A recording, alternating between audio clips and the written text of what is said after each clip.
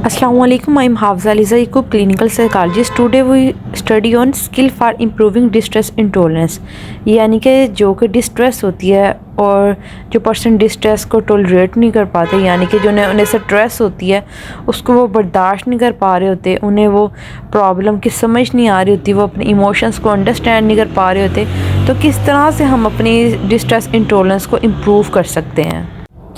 Distress की वजह से क्या होता है कि पर्सन की जो डेली लाइफ की जो रूटीन होती है वो डिस्टर्ब होती है। और मेन बेसिकली डिस्ट्रेस इंटॉलरेंस क्या होता है कि जो पर्सन है वो टॉलरेट नहीं कर पाता कि इतनी उसे पेन हो रही होती है,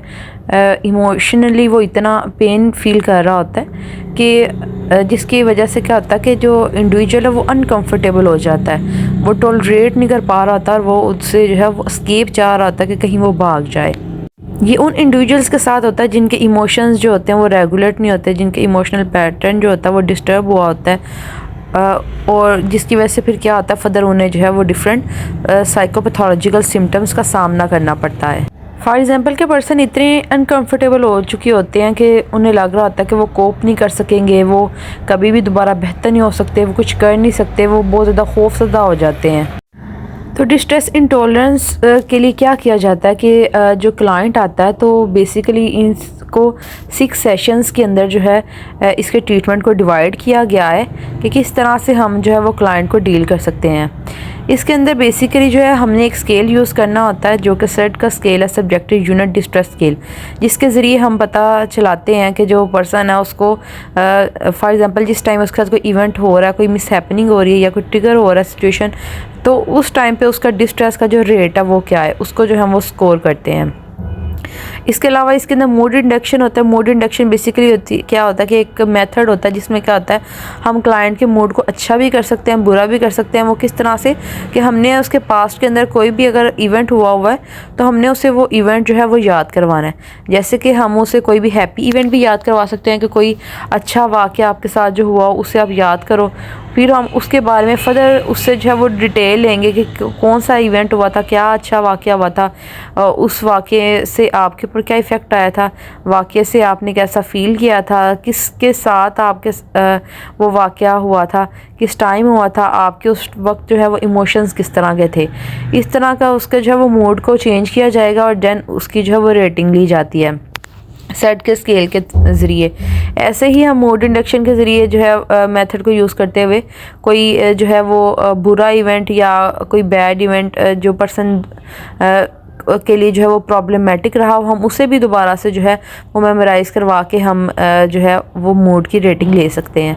बेसिकली हम इधर जो है वो डिस्कस करते हैं कि जो 6 सेशंस हैं कि जो क्लाइंट अगर हमारे पास आएगा तो जो कि डिस्ट्रेस इंटॉलरेंस के साथ है, तो 6 सेशंस के अंदर हम उसे किस तरह से जो है वो डील करेंगे और किस तरह से हम उसका ट्रीटमेंट करेंगे, किन किन मेथड को यूज़ करेंगे, किन किन टेक्निक्स को यूज़ करते हुए हम उसका जो है वो ट्रीटमेंट प्लान बनाएंगे और फर्दर जो है उसे लेके चलेंगे।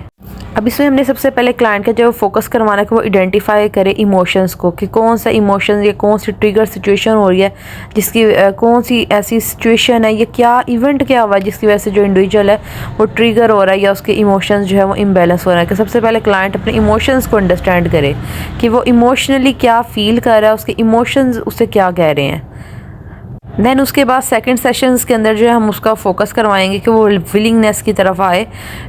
कि अपने उन इमोशंस को विलिंगलेसली वो एक्सेप्ट करे, वो उस चीज़ को ओपनली एक्सेप्ट करे कि उसके इस तरह की मिस हैपनिंग हुई है या कोई ट्रिगर सिचुएशन है, उसके इमोशंस उसकी वजह से डिस्टर्ब हुए हैं, तो वो अपने उन इमोशंस को फर्दर जो है वो ट्रिगर ना होना, जो उन इमोशंस को जो है वो एक्सेप्ट करे और उनके ऊपर जो है वो वर्किंग की तरफ आए, विलिंगली जो है वो उन्हें एक्सेप्ट करे अपने उन इमोशंस को।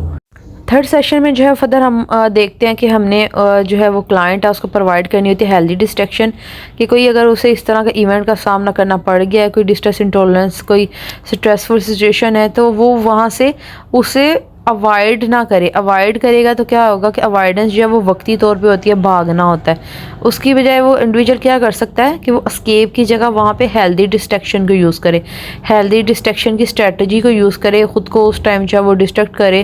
अगर वो अकेला है तो कोई वो बुक वगैरह पढ़ सकता है, किसी फ्रेंड्स वगैरह के साथ है तो कोई प्ले कर सकता है, रात के टाइम है तो वो अपने गोल्स के ऊपर फोकस कर सकता है। इस तरह डिफरेंट जो है वो उन्हें स्ट्रेटजीज़ की दी जाती हैं कि किस तरह से वो ख़ुद को जो है वो डिस्ट्रैक्ट कर सकते हैं डिफरेंट एक्टिविटीज़ की तरफ। लेकिन वक्ती तौर पे जो है वो सिर्फ थोड़े टाइम के लिए ख़ुद को डिस्ट्रैक्ट करना है और दोबारा जो है उन इमोशंस पे आना है, उन सिचुएशन, उन फीलिंग पे आना है, अपनी उस फीलिंग को अंडरस्टैंड करना है और उसका जो है वो ट्रीटमेंट प्लान करना है। जैसे कि इधर एक स्किल के बारे में बताया जा रहा है जिसका नाम है एक्सेप्ट स्किल। एक्सेप्ट ए से activity, see contributing, comparison, emotion, pushing away, thought और सेंसेशन। कि सबसे पहले आपने ख़ुद को जो है वो डिफरेंट एक्टिविटीज़ के अंदर इंगेज करना है ताकि आपका सारा उस वक्त जो है वो आपका ध्यान जो है वो दूसरी तरफ जाए। कंट्रीब्यूट कर सकते हैं आप कोई भी वॉलंटरी एक्टिविटीज़ के अंदर आप कंट्रीब्यूट कर सकते हैं। कंपैरिजन जो है वो आपने करना है कि अगर किसी और के साथ ऐसी सिचुएशन आती तो वो उस टाइम जो है वो किस तरह से इस ऐसी सिचुएशंस के साथ, ऐसे इमोशंस के साथ वो कैसे डील करता। दैन अपने इमोशंस को आपने अंडरस्टैंड करना है, पुशिंग अवे करना है स्ट्रेस को, अपनी सेंसेशंस के ऊपर जो है वो फोकस करना है और अपने जो थॉट्स हैं उन थॉट पैटर्न को चेंज करना है। दैन 4th सेशन के अंदर हम उसकी असर्टिवनेस ट्रेनिंग करते हैं कि किस तरह से वो अपनी बात को, अपनी नीड्स, अपने थॉट्स, अपनी फीलिंग को वो एक होनेस्ट वे के अंदर जो है वो एक्सप्रेस कर सकता है, दूसरे की बाउंड्रीज़ का ख्याल रखते हुए, दूसरे की रिस्पेक्ट करते हुए, कि जिससे दूसरा भी जो है उसे बुरा ना जाने, दूसरे को भी उस बात की वजह से जो है वो अग्रेसिव ना हो जाए। और असर्टिवनेस ट्रेनिंग की वजह से क्या होता है कि पर्सन की जो है इंटरेक्शन, जो सोशल इंटरेक्शन होती है वो इम्प्रूव होती है, उसका जो स्ट्रेस होता है, जो एनजाइटी होती है वो उसकी रिड्यूस होती है, कम होती है और पर्सन को डिस्ट्रेस इंटॉलरेंस के साथ जो है वो डील करना आता है। असर्टिवनेस ट्रेनिंग के अंदर हम जो है वो क्लाइंट उसको डियर मैन की टेक्निक सिखाते हैं। डियर मैन क्या है, बेसिकली डी से डिस्क्राइब, ई से एक्सप्रेस, ए से असर्ट है, आर से रीइंफोर्स, एम से माइंडफुल, ए से अपीयर कॉन्फिडेंट और एन से निगोशिएट। यानी कि सबसे पहले अपनी नीड को आपने डिस्क्राइब करना है, अपनी नीड को बताना है, उससे आपने एक हेल्दी वे, एक जो प्रॉपर वे के अंदर उसे एक्सप्रेस करना है। देन असर्ट करना है कि दूसरा उसके ऊपर एग्री हो, दूसरे की बाउंड्रीज़ का भी ख्याल रखना है लेकिन अपनी नीड को इस तरह से बयान करना है कि दूसरा एग्री हो उसको मानने पे। देन उस क्लाइंट को रीइंफोर्स करना है कि वो आपकी बात के साथ एग्री हो, माइंडफुल रहना है, आपने कॉन्फिडेंट अपीयर रहना है कि दूसरा आपके साथ एग्री हो, और निगोशिएट करना है यानी अपनी बात को अपने दूसरे तक जो है वो कन्वे करना है, पहुँचाना है। जैसे कि हम इसमें एग्जाम्पल ले लें तो एक इंडिविजुअल है, वो बैठा हुआ है और वो पढ़ रहा है और दूसरा इंडिविजुअल आया और उसने ऊंची आवाज़ में वहाँ पे आके म्यूज़िक लगा दिया। तो सबसे पहले क्लाइंट क्या कर रहे हैं उस टाइम कि पहले अपनी नीड को डिस्क्राइब करना है कि आप जो है मैं पढ़ रहा हूँ, एक्सप्रेस करें अपनी ज़रूरत को, फिर कि आपका ये जो म्यूज़िक है ये जो है मेरी पढ़ाई के अंदर जो है वो मुझे डिस्टर्ब कर रहा है। असर्ट करें इस वे के अंदर कि अगर आप अपना असर्टिवनेस ट्रेनिंग के असर्टिवनेस का रूल क्या है कि आप उसे असर्ट कर रहे हैं आप के हेल्दी वे के अंदर कि अगर आप अपना ये म्यूज़िक का थोड़ा सा वॉल्यूम कम कर लेंगे तो मैं अच्छे तरीके से जो है वो कम कर लेंगे तो मेरे लिए अच्छा हो जाएगा। रीइंफोर्स आपने किस तरह से करना है कि अगर आप वॉल्यूम कम कर लेंगे तो मैं अच्छे तरीके से पढ़ सकूँगा,